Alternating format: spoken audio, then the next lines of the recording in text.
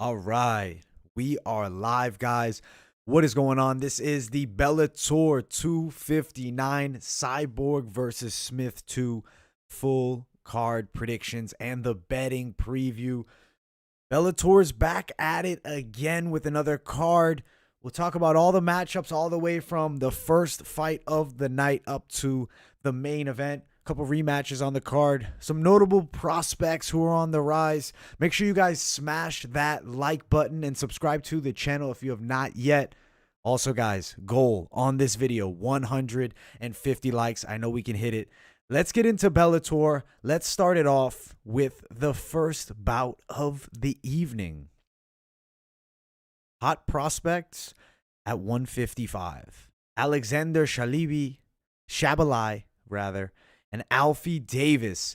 All right, so this matchup here is between two fighters on win streaks, young guys, both, towards, I guess, the back end of their 20s at this point. So really not young guys that are right now emerging into their prime. You hit it maybe 28 to that 34 range. This is their opportunity here to really make names for themselves. Let's first talk about the Englishman, Alfie Davis, a southpaw who switches up the stances at a fairly decent rate, is a pretty good kickboxer and likes to throw some body snap kicks from the outside and a lot of rear leg head kicks from range. Definitely good from the kickboxing range. He trains alongside MVP. You'll sometimes see those hands low, similar to what you see from MVP. Granted, not even close to that level, but still has a decent skill set, lots of movement, and he does like the counter hooks as opponents enter range. On the other side, though, Alexander Shabliy, a solid kickboxer, has a lot of movement in his style, but actually tends to be really patient beyond his years. Granted, at 28, has a good amount of experience with 22 fights at boxing range. This guy can be a serious problem. I think he will be for Alfie Davis here. And also, with Alexander Shabliy, extremely hard to hit. We're probably going to say his name wrong at least 2 to 3 more times, but we're going to get it right. This is the win that I really found notable. Adriano Martins, that was 2 years, 11 months ago, so like 3 years ago, but that's still a decent win. Look at his opponent on the other side. 7 months ago, won against Akani, one loss. That fight was over in Bellator. Another win in Bellator. So you got a Bellator debutant versus a man who's been fighting it up in Bellator for a couple of years now. Alexander Shabliy, I like him to win this fight. I think his kickboxing and his striking in the boxing range will be a factor in this matchup. I got him beaten. Alfie Davis. Now, issue with this card as of right now, not all the betting odds have dropped. This fight's betting odds are not released, at least at the last time that I checked. I will quickly give it one last glance and hope for the best. But we may not have all the odds at the moment. Let me quickly pull this up here on best fight odds. See if we can find them. They should be out. No, they are not. They released Invicta, but we haven't got our Bellator odds. Come on, guys. Let's get these odds out. But I like Shabliy. I think that's the name. Alexander Shabliy.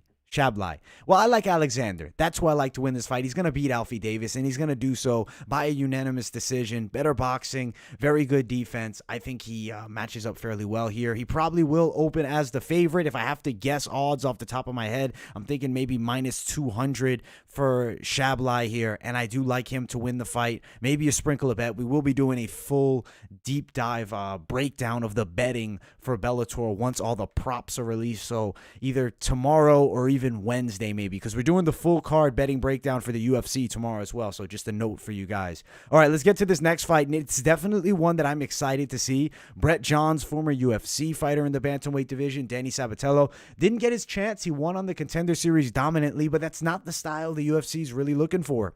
You look at Sabatello, grinding wrestler. He's extraordinarily good with his wrestling and does have a good gas tank to go alongside of it.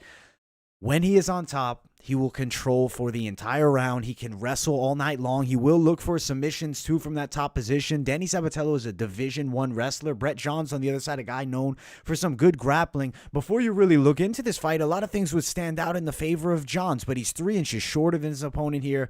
Does lack 1 inch in the reach. Johns, though, does have a good submission game. 6 of his wins by submission. Doesn't necessarily have extremely high-level striking. Sabatello, on the other side, is solid with his striking, but definitely it's a skill set that he's improving upon. I actually really like Danny Sabatello in this matchup. Earlier on, when I first saw this fight was announced, I thought I'd be going with Brett Johns. But the more I looked into the fight, the more I saw the matchup. I think Danny Sabatello's wrestling is going to be too much for Brett Johns. He's good with his grappling, but he doesn't have that same level of wrestling. If it's a striking match, I like the taller fighter in Danny Sabatello. I'm riding with him to win this fight.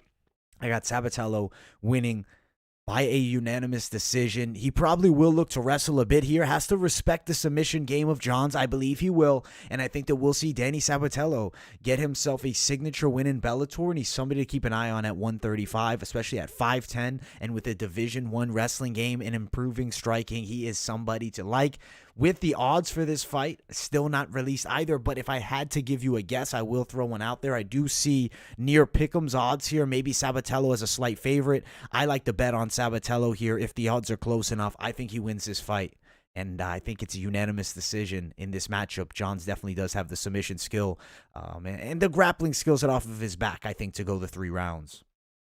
Women's matchup here. Leah McCourt versus Janay Harding. Let's talk about this matchup here between these two gals in Bellator's women's featherweight division. You look on the side of McCourt, a decently technical striker, good low kicks, but really judo is where she shines. She has a judo background, does have some decent takedowns, and also some good trips inside of that clinch. I will say she doesn't have the best top control and doesn't seem extraordinarily physically strong. On the other side, Janay Harding, a decent striker who's definitely pretty technical, does have a good kickboxing skill set, and I like that she throws the straight punches, especially the jab, also mixes in that straight right hand as well. Technically, she's sound, and I think that's actually a difference maker here. She's also physically fairly strong. From what I've seen, improving grappling game and takedown defense. I think still maybe a bit susceptible to takedowns, but gets up fairly well. For me, all the signs point to Janay Harding winning this fight by a unanimous decision. I wasn't superbly impressed by what I saw out of Leah McCourt. I think she's a decent fighter, trains out of SBG Charlestown. I got to go with Janay Harding. I think she wins it by a unanimous decision. Her striking from range will be the difference maker here. She is 2 inches taller, granted lacking in the reach. McCourt looks good with her striking against lower level competition, but this is definitely a step up here. You look at her first fight in Bellator was against the 6-4 Judith Ruiz. Granted 6-4 record of Harding as well, but I feel like Harding has finally started to come into her own. I really could see her winning the fight. She'll definitely be a dog as far as the betting lines do go. Maybe a girl you throw a little something down as the underdog because I think they like McCourt. I think McCourt will probably be sitting around maybe a -175 favorite with that judo skill set. Harding probably sitting at the, plus money something dog. I don't think plus 200, maybe plus 150. I like Janay Harding in this matchup, and I like her to do so by unanimous decision. I think that the kickboxing range will be the difference maker and the physical strength. Just haven't been super impressed with Leah. This matchup, I will get into it in just a moment. I will also be checking out on that live chat. Definitely some exciting fights coming up. People in the live chat chatting it up. What's going on, everybody in the live chat? That Edwards fight in Vanderford we'll be talking about really soon. Do I like Guru? Yeah, I like Guru. He's a funny man. I definitely mess with Guru. I like his style. He's a good prediction man, and he's entertaining. Definitely brings that entertainment value and that entertaining style of picking him. Let's talk about this fight, though. Davion Franklin, Tyler King, heavyweight matchup. Tyler King has losses after losses after losses. I think it's just 5 straight, but it might be more. He's definitely not a contender at this point. Yeah, Keith Bell, Amiri Akbari. I mean, there's a lot of losses. His last win was actually a Bellator fight. That's interesting. He won against Josh Diekman by a submission, but it's just been downhill, especially now up at heavyweight. He fought actually on The Ultimate Fighter. He tried out. He got knocked out by Dan Spawn extremely quickly in that fight, like 12 seconds. It was devastating knockout. He went flat unconscious. Franklin on the other side, a solid striker who's definitely pretty athletic and does have a lot of upside and potential. A bit wild at times. I think it could backfire, but not in this matchup here. He does have a big overhand right. I see that overhand right landing. With Tyler King, he's just not good with striking. He just lacks technical striking skills. He's extremely awkward on the feet and unorthodox, but not in a good way. Not like a Keith Jardine unorthodox, like an awkward, you're going to get knocked out if you stand in front of a striker type unorthodox. And that's my problem with Tyler King. Does have some pretty decent Brazilian jiu-jitsu. But, man, the striking is just a nightmare to watch. The wrestling game, I got to favor Davion Franklin. Physically, he'll be stronger. He's also at 26 to a 40-year-old man. Knockout first round, Davion Franklin. This is a fairly easy fight, I'd say, to predict. If Franklin does lose this fight, I think it's just not a good moment for the career, because not only has Tyler King never been extremely good, he's actually on a terrible losing streak, 5 fights in a row, and he's getting stopped in all those fights. All knockout losses. He's getting knocked out here against Davion Franklin in the first round. The Jackson Wink protege. Height advantage for King, but reach on the side of Davion Franklin. Athleticism. Pretty much everything is the advantage for Franklin, maybe besides the technical jiu-jitsu, but I don't think that's going to be a factor here. We're seeing Tyler King get knocked out over 40. Bad losing streak. He's getting himself a nice little paycheck here, but Davion Franklin should win. If Franklin does lose this fight, I think that would be a serious side stitch in the stock. I mean, he's going to be down with the stock big time with a loss or even a competitive fight. He needs to go out there and maul Tyler King in this matchup, and I believe he will do just that. Odds will be insane for that fight. I don't even know if a bet will be worth it with how widespread the odds will be, and especially with only a 2-0 Davion Franklin. Valerie Loureda versus Hannah Guy. You look at this matchup, Loureda, definitely a girl that Bellator is working upon building. She has a lot of things to like. I mean, she's good looking. She's a good striker. A lot of movement. Has that Taekwondo background. Will throw good strikes, but immediately in and out of range. She's moving constantly, circling away, sometimes moving a bit too much and even running out of range, which I don't necessarily like seeing that. Hannah Guy on the other side is a pretty decent grappler with some all right takedowns, but not extremely high level. Seems to have some pretty mediocre stand-up. This is definitely a fight in the favor of Valerie Loureda here, and I'm going to ride Valerie Loureda to get the win. Should be another knockout. She's 3-0. She's got some finishes. I think she knocks Hannah Guy out. Granted, Guy does only have a loss by split decision. She might have the chin to sit in there. Granted, has not had high-level competition. Really, neither has Loureda, but I still think the higher-level striking skill set will be the difference maker. I'm going Valerie Loureda by knockout. Not saying to bet the house on women's MMA, especially a girl with just 3 fights against a 2-1 fighter. We'll see what the odds are when they are released, and we'll do that full betting breakdown. But as of right now, I like Loureda to win. If the odds are fair enough, maybe you sprinkle a little something or play her on a higher risk parlay that you're willing to put women's MMA on. But either way, though, I think Loureda should really win if she has any potential to be a contender. She should destroy Hannah Guy. I'm predicting knockout here. I think possibly first or second round, but I'm still going knockout definitely for Valerie Loureda. The next fight of the night, Aviv Gozali versus Sean Felton, the Israeli fighter versus the American from Buffalo, New York. Height advantage in favor of Sean Felton here, taking on, though, a dangerous submission specialist. You have a guy on the other side of Sean Felton and Aviv Gozali, southpaw with his striking.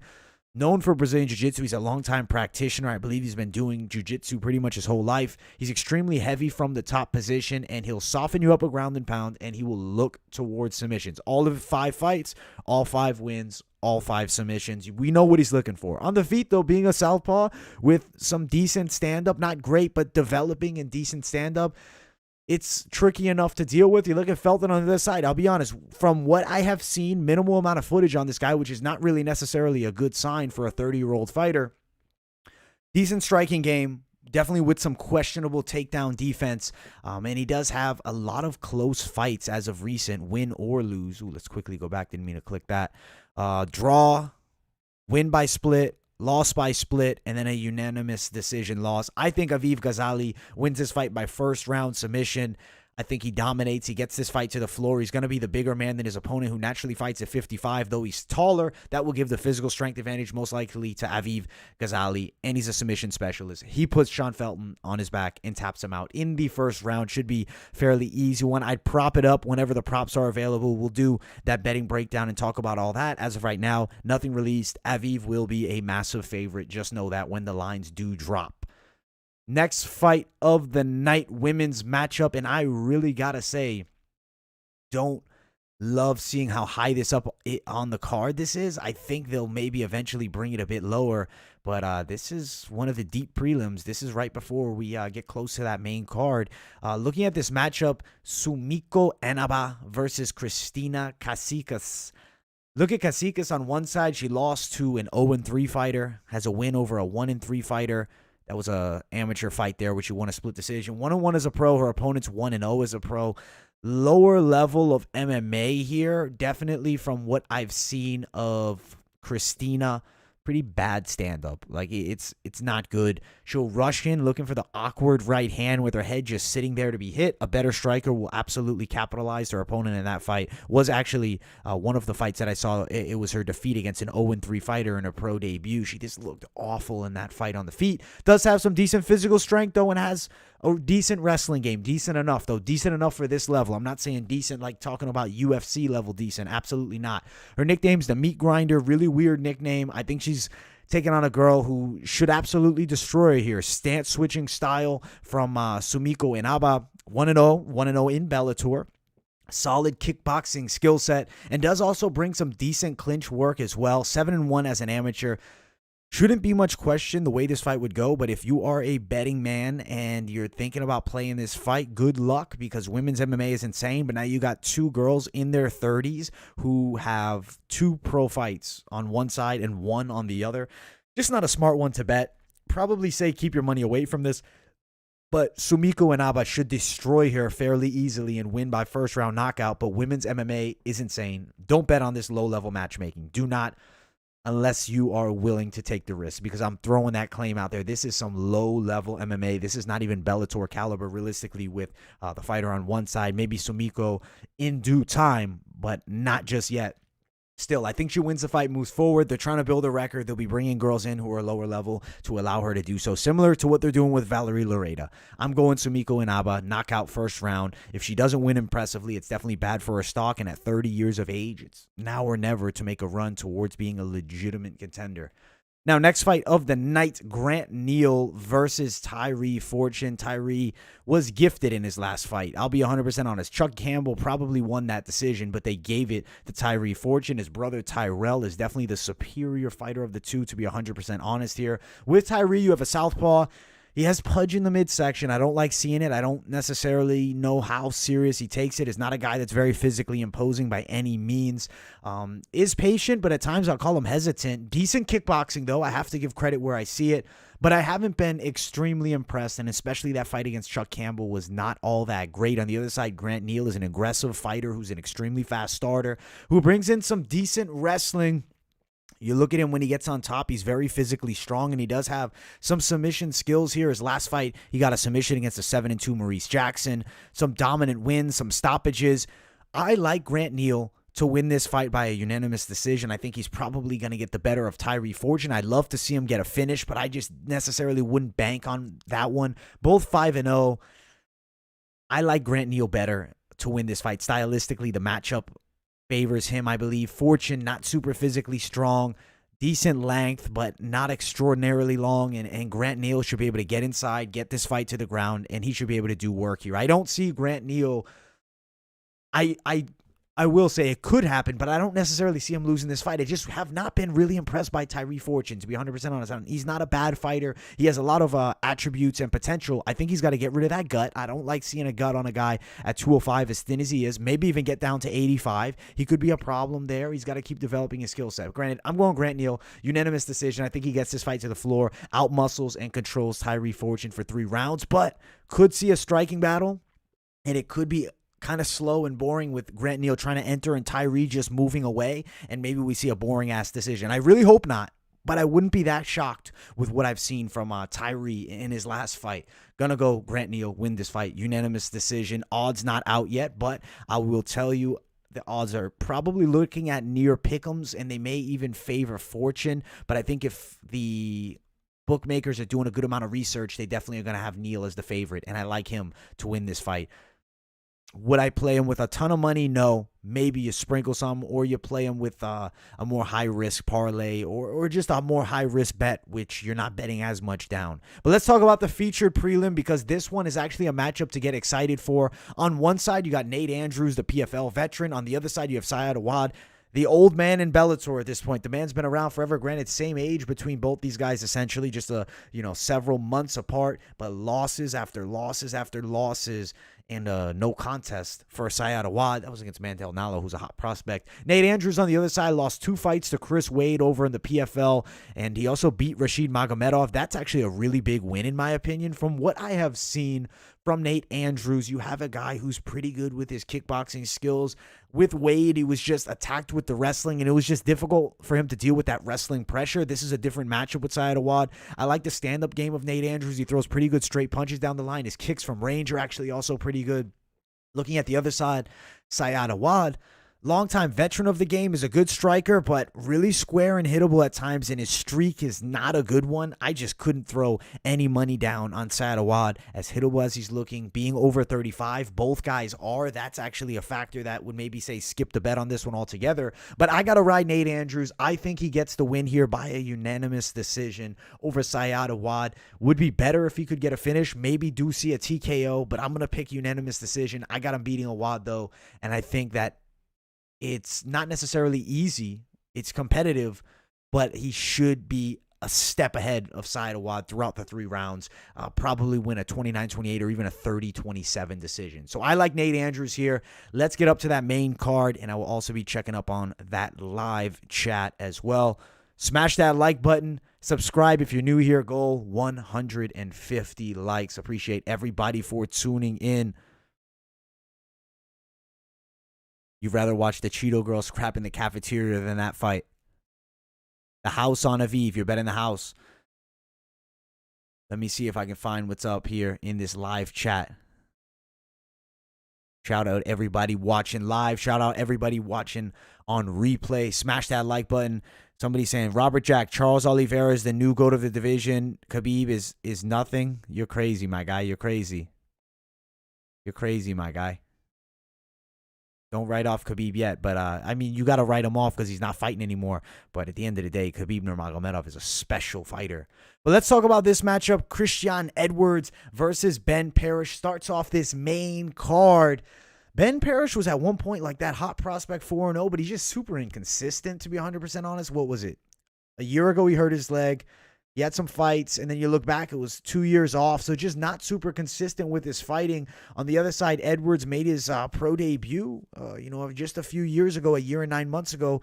Has been consistent in Bellator. He's somebody they like, and they picked him up. They signed him early. They're giving him a lighter touch match here, but you can't absolutely doubt Parrish. Granted, this is not PFL. Bellator knows their matchmaking. They have the right matchups to favor their guys, and a lot of the time does tend to go their way. This matchup here is nothing different than that. Christian Edwards is 6'5" tall. He's extremely good in the clinch, and from range does have some really solid kickboxing. I like him when he mixes it in close too, because he can mix it up with the hands fairly well. I would call him a fun prospect, and I also got to respect his ground game too. At 6'5", his limbs are incredibly long. His chokes are going to be tricky to deal with. Not the buffest of guys, fairly slim, not super slim though. At 6'5", though, he's going to be a problem for a lot of guys at 205 in the next coming years. Just 22 years of age. This kid is somebody to watch. On the other side, Ben Parrish hasn't been super active. Is a southpaw who mixes up the stances, a Thai-style striker. He seems wild and chaotic from what I have seen. He's the former SFC champion. I actually watched that fight where he won that belt. I mean, he could have a chance here. He beat Teddy Holder, who at one point was in the World Series of Fighting. I'll be honest, though. I think Edwards should absolutely have his way here and work towards a dominant decision. I think that's what we're probably looking at. Getting a knockout would be better, but at the end of the day, Ben Parrish on that side, I got to give the man some respect. He was 4-0 at one point, has an amateur career as well. I think Christian Edwards dominates. Unanimous decision. I would like to see a TKO, but I just feel like we might see Parrish last that out all 3. But if there is a TKO, I like it in the second round towards the end. I got Christian Edwards outmatching his opponent here in Ben Parrish. He'll definitely be a strong favorite. with a 4-0 pro, do you really want to bet the house? We've seen things go to shit doing so, especially a 22-year-old. Probably not. Safer to stay away from the bets on these weird type of fights, but should be a lock for Christian Edwards. And if you want to play something, play it intelligently, because these Bellator fights with some of these unproven guys, they can get crazy. The same thing we see in PFL. Things get crazy and they go the opposite way no matter what the odds are looking like. Granted, we don't have the odds out just yet. Jaleel the realist Willis versus Macon Mendoza. Interestingly enough, to see, Macon make it and turn his career all the way around. He lost in LFA, I believe, 3 fights in a row. Now is actually the former champ of that welterweight division, as is Jaleel Willis. In the last fight, Jaleel beat Mark Leminger. It was a fairly competitive fight, but Leminger's no joke, and that was a good moment to go in there, sit in him, and beat him. I mean, that is, in my opinion, a legit-ass win. Jaleel on one side versus Macon on the other. I'll first talk about Macon, who is not as well known, or definitely not as well feared throughout the 170-pound regional circuit. Even though he is a champion, he's taken a fair amount of losses, has a Thai style of striking, and is actually really good from the kickboxing range. Sometimes, though, he brawls a bit too much. We've seen him hurt, caught, and knocked out before. He likes to throw those big overhand punches, the looping ones, and he likes to do it from distance. If he misses, could definitely be caught slipping, could definitely be caught off balance and out of rhythm. But in this matchup here with Jaleel Willis, how will that go? Jaleel is very athletic with a very solid wrestling background too. His striking is good and constantly on the improving scale. I mean, I've seen him get better since watching him in LFA to now in Bellator. I feel like this is 100% Jaleel Willis's fight, and he should put a beating on Macon Mendoza. Macon, how do you say his name? Macon Mendoza. Yeah, I think it's Macon Mendoza. I think Jaleel Willis puts a dominant beating on him. I think he probably outstrikes him cleanly, mixes in some takedowns as well. I think the takedown threat will make Macon open up. He gets too wild at times. I see him getting knocked out. He is the taller man, but the reach only 1 inch apart. 3 inches taller, I think he's going to be more hittable because his chin will come up. He'll be throwing wild shots. Jaleel Willis knockout in the second round over Macon here. I think that he's somebody to watch at 170. It's tricky to become champ in Bellator at 170, but 14-2, 29 years of age. He's making a run towards that top of the weight class, and I think Jaleel Willis will be successful here. I think he's a guy that could be worth a bet if the odds are not extremely outlandish when they're released. I think he puts on a dominant display over Macon here. He definitely should win this fight. Next fight of the night, let's get to it. Fabian Edwards and Austin Vanderford. I'm actually really excited to see these two face off. With Austin Vanderford, he is the, I think, husband at this point. I'm like 99% sure of Paige Van Zandt. Fabian Edwards on the other side is the brother of Leon Edwards. Let's first talk about Edwards. He's a southpaw. He has really good kickboxing skills, and he's actually pretty decent on the ground too. His takedown defense is always pretty solid and locked in. He's patient and poised from range and really finds his openings well, especially in the right matchups. From range, his kicks are excellent too. Also has a bit of pop in that straight left hand from that southpaw stance. 79.5-inch reach, that's a factor in this fight. Having the decent wrestling is a factor with Vanderford on the other side. He's a relentless wrestler. The guy is going to consistently and continuously look to get fights to the floor.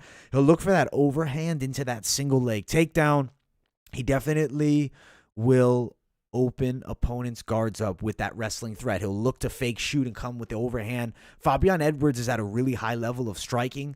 The bet I will like most in this fight when it drops is probably going to be fight goes the distance here. I do see it probably going all 3 rounds. I think Fabian Edwards, the more technical striker with the efficient grappling defense, I do believe he'll get taken down, but I do think he'll get back up. I got Fabian Edwards on a close decision here over Austin Vanderford. I could even see a split. I like fight goes the distance bet the most. I think Vanderford is a pretty good prospect, and he could go out there and control Edwards and prove us wrong. But as of right now, just haven't had the competition that makes me believe he will beat a guy like Fabian Edwards, whose brother is extremely high level, and he looks to be a guy who's developing nicely. I mean, his fight against Costello Van Steenis, which he lost, was a toss-up fight. It was competitive. I like Fabian Edwards to win a close decision here over Austin Vanderford. Maybe not the best one to throw straight money on. Maybe play fight goes the distance in this one, because I do think that's likely how this one goes. You look decent amount of decisions in a row, 3 straight for our guy Fabian Edwards. On the other side, Vanderford, he's got 2 straight fights by decision, but the competition that he stopped is lower level. Both of these guys towards the top of this middleweight division, probably striving towards being contenders. A win for Vanderford would be huge. He definitely has a legit chance, but I am riding Fabian Edwards to win a hard-fought decision. Could easily go the other way, though, so not going to say throw the house on this one. I like that fight goes the distance bet. Let's bring it up to the co-main event. We've already arrived here. That's crazy. We're already at this co-main event. Smash that like button if you guys have not already. We're looking for that 150 mark on this video. Let's check out some of the live chat for just a moment. You guys like Willis in the one prior? At the end of the day, Jaleel Willis, he's a good fighter. I like him too. I see him winning the fight, and I think he's going to put on a pretty good performance for us all. All right, let's talk this matchup, the co-main event. Darrion, the Wolf Caldwell versus Leandro Pitbull Higo. It's funny enough, he trains with the Pitbull brothers, so he's taken the Pitbull brothers' name as well. Going to be Leandro Pitbull here in the next few months. I just think that the name is way overused, Pitbull. You can't be using that nickname, man. So many fighters have used it. Let's stop it now. Let's at least take one generation off from it, because how many damn Pitbulls are we going to have? The Wolf, at least it's something more unique. A Wolf over a Pitbull. I'm riding with the Wolf. Darrion Caldwell, southpaw, who's super athletic, already has a win over Leandro Higo in their first fight. This is a rematch. You look at Caldwell, sometimes puts himself in bad positions and does get submitted. Against Higo this first time, took him right to the ground, put in that guillotine choke, tapped him out quickly against the cage.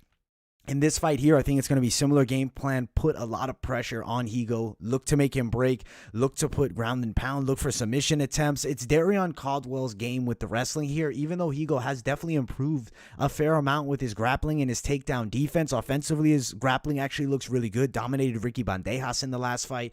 But still, I got to be riding with Darrion Caldwell. I don't see this fight going super different than the first fight, other than Higo has improved, so I do think he'll last a bit longer. I like the idea of this fight potentially going the distance with Darrion Caldwell winning a unanimous decision, because I do think Higo has improved that much that he maybe will be able to sit in there for all 3 rounds, but I think he's dominated on the ground. Caldwell, please be careful of your neck, because we have seen him tapped out by guillotines in the past. I've seen him in bad positions. I believe he will be. I got Caldwell winning this fight, and I think he does so by a unanimous decision. He'll definitely be a fairly big favorite. I'm assuming around the minus 300 mark over Higo. I think he's a good guy to add for your parlays. I will not guarantee fight goes the distance here, so I don't love that bet, because I could see Caldwell catching him in another submission. He did it once before. I don't necessarily think it's impossible for him to do it again, but I just think the skill set has improved for Leandro Higo. So I will be riding Caldwell to win this fight at bantamweight. He's bringing himself back down. It's a better weight class for him. I think he has a lot of serious advantages over opponents at that bantamweight division. So we're riding Caldwell here, and he'll definitely be the favorite when the lines do release. Let's talk about it. Cris Cyborg, Leslie Smith 2. Don't love this main event. Honestly, both of the rematches that we're seeing on this card are kind of unnecessary. Like, we saw dominant results in the first fight. You go back and watch that Cris Cyborg, Leslie Smith fight. It was not close. It was 1 minute and 20 seconds. Leslie was on her butt, getting grounded and pounded into the canvas, and was finished. But she gets a rematch. Gotta love the Bellator matchmaking. It is what it is. There's not a ton of challenges at 145. It's kind of just a not that deep weight class in MMA overall at this moment. Cris Cyborg, though, is an absolute savage at 145. 3 straight wins, 2 straight in Bellator. Beats Julia Budd for the title. Defends it against Arlene Blancow by a submission. You look, recent loss to Blancow by Leslie Smith. Doesn't really matter, though. I mean, Cyborg already destroyed Leslie Smith. Leslie is a brawler. She's a girl that likes to sit in the pocket and mix it up. Does actually have some pretty good jiu-jitsu. Trains over with Cesar Gracie. Does have some connections to the Nick Diaz team as well. Decent jab from Leslie Smith, but not anything that Cyborg hasn't seen 10 times over, and definitely probably even higher level in training. Cris Cyborg is a really good striker with explosive punching. She's a female that doesn't fight like a female. She fights like a damn man, and an absolute savage at that. Knockout power in the hands, absolute finisher, dynamite on the ground, physically extremely strong. Excellent work in the clinch. Overall, the skill set is night and day different here, and physically, Cyborg has all of the advantages besides the height. 1 inch in the favor of Leslie Smith, but she's at a 3-inch reach disadvantage. She's going to come inside. She's going to get caught. First round knockout for Cris Cyborg. It's not going to be close here. I don't see it being any more competitive than the first fight, but it might last a little longer. I think Leslie Smith could maybe last 4 minutes this time instead of 1. Granted, we might see a totally different game. She might try to wrestle. She's not going to out-wrestle Cris Cyborg. She's not going to get dominant position from the top. She's not going to be able to do anything to Cris Cyborg. This is a clear-cut mismatch. Cris Cyborg, first-round knockout. She beats Leslie Smith once again. The odds for this fight are actually released, which thankfully enough they are. Minus 1,429 to plus 750 over at Paramatch. The odds are insane for this one. I like knockout prop bet for Cris Cyborg, but she could also maybe get a submission. So I think your best play on this fight would probably just put Cris Cyborg inside the distance, but the odds are probably going to be atrocious on that as well, and extremely widespread. Really not loving that. Let me check out some of the live chat as well while we have some time here. You think Alicia Sabatello to win on the LFA card? Yeah, she's really good, man. I think she definitely could. Higo does look super young in that pick. That's an old pick of him. That's not recent. Cyborg minus 1,000, odds loading. Yeah, she's a huge favorite, and it's for a reason. 100%. She's clearly better than Leslie Smith. The odds could be minus 3,000, and I wouldn't really be all that shocked. And Alicia Zapatello is actually fighting over in Invicta. I'll do a prediction on that one. Probably we'll try and get that one out sometime tomorrow. So we'll do a little Invicta action. Got to show some love to the ladies.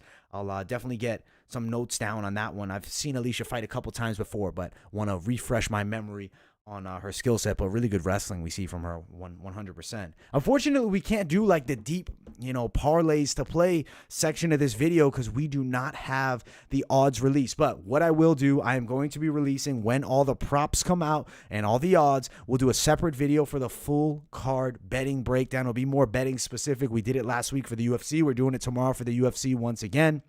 Should be a lot of fun. Have a lot of fire action in MMA this week. So that also does mean on Wednesday, we're doing this week's best MMA bets. We'll be talking about Bellator and the UFC. Should be a lot of fun. Some definitely dominant matches here. I mean, there's some mismatches here on this card. Overall, looking forward to it, but it's a big step down in excitement from the Bellator cards we've seen recently, but it is what it is. They don't have the depth to their roster to constantly deliver great fights. I mean, they got Leslie Smith rematching for a world title against Cris Cyborg. That's a weak roster. It is what it is. That is Bellator. I am looking forward to the event. As always, we'll be live streaming, doing full card fight companion and play-by-play on the channel. Videos dropping tomorrow. Probably drop some individual ones for the UFC event, as well as some Invicta predictions, because I know some of you guys will be betting up that card as well. Betting breakdowns coming at you guys in the next couple of days. Appreciate everybody for tuning in to this full card prediction. Love being on here live with you guys. Make sure that you all smash that like button. Goal in this video, 150 likes. I believe we'll absolutely achieve it. If you're new here, subscribe to the channel. We cover all things MMA over here at MMA Experts. Best sport on the planet, baby. Thank you all so much, and I will see you all in the next video.